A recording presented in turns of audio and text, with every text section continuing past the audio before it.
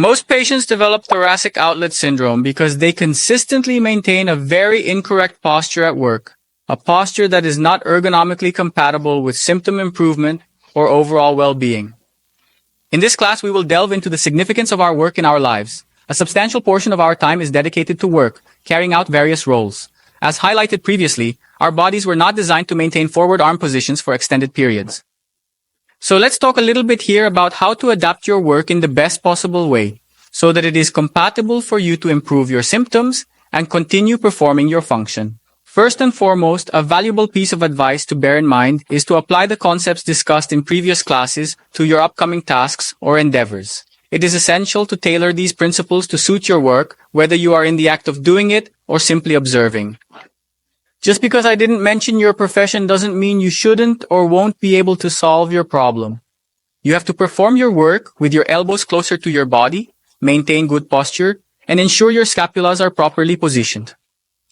Most of the time, we are able to adjust the height and distance accordingly to ensure you can comfortably continue practicing your profession without any hindrances.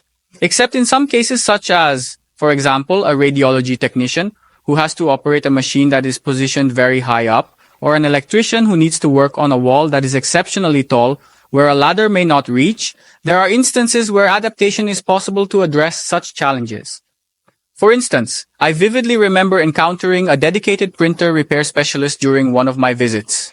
He was diligently servicing the printing machines while seated comfortably with an elevated arm height to facilitate his work efficiently. What did we do? We adapted a chair so that he can sit comfortably and close to the printer to organize his work efficiently. As a result, he successfully maintained his profession by adjusting his posture and avoiding discomfort at work. I also helped a dentist who kept working with her arms too far forward because she was too far from the patient. So what did we do? We carefully adjusted the patient's bed to a comfortable position, moving him closer to the chair and raising it to allow her to work with her arms comfortably close to her body. She enhanced the symptoms. Sometimes she has some pain, sometimes she forgets about her posture, right? That can happen. Everyone has a more difficult period, but she managed to maintain her profession with a better quality of life. And that's exactly what you should do after completing this lesson.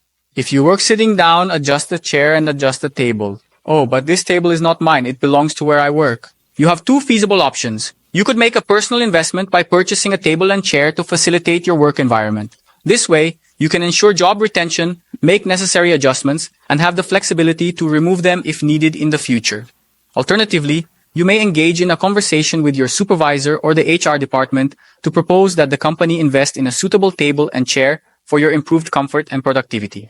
Be honest and open about the problem you are facing. Explain the pains you are experiencing and emphasize the significance of maintaining a proper posture.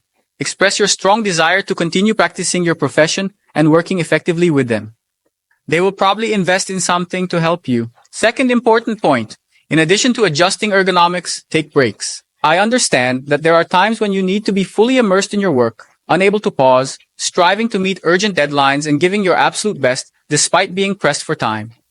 But I want you to remember this. When you're in pain, when you're not sleeping well, your work becomes less productive. So you work for 2 hours, but since you're suffering, you only get 1 hour of actual work done. So it's much better to work with breaks, and your work will be more productive than if you try to do everything at once, suffer through pain, and deliver something poorly done. If you happen to work in a company, having a boss who doesn't understand that you need that break is as crucial as having proper ergonomics for your workspace. Talk to him in a calm and rational manner, explaining the situation clearly and how having a break period will enhance your productivity at work. Negotiate the possibility of arriving a bit earlier or staying a bit later to compensate. This adjustment will significantly improve your quality of life, as it's essential to give your muscles a break from continuous play for long hours.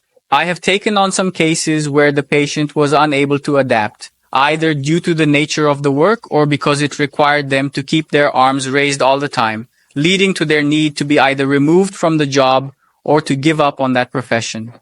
Because in some cases, even when you go up or down, the objective remains challenging to reach, making it unattainable despite your efforts. In this situation, I firmly believe that undergoing surgery to correct a wrong posture would not be beneficial. You will operate on the thoracic outlet, and by continuing to practice that profession, you may inadvertently exacerbate your symptoms. So unfortunately, if your work cannot be adjusted, you may need to change your profession. It's hard to say this, it's bad for me to say this, but I will be as honest as possible with you, so that you don't try to insist on something that cannot be fixed.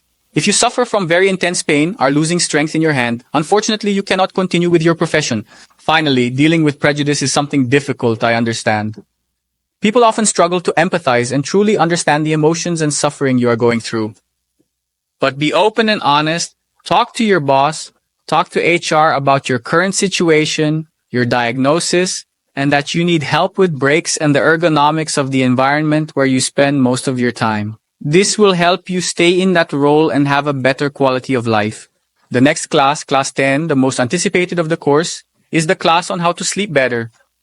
She will only be released after 7 days from the purchase of your course. If you are interested in learning how to sleep better, wait because it is definitely worth it.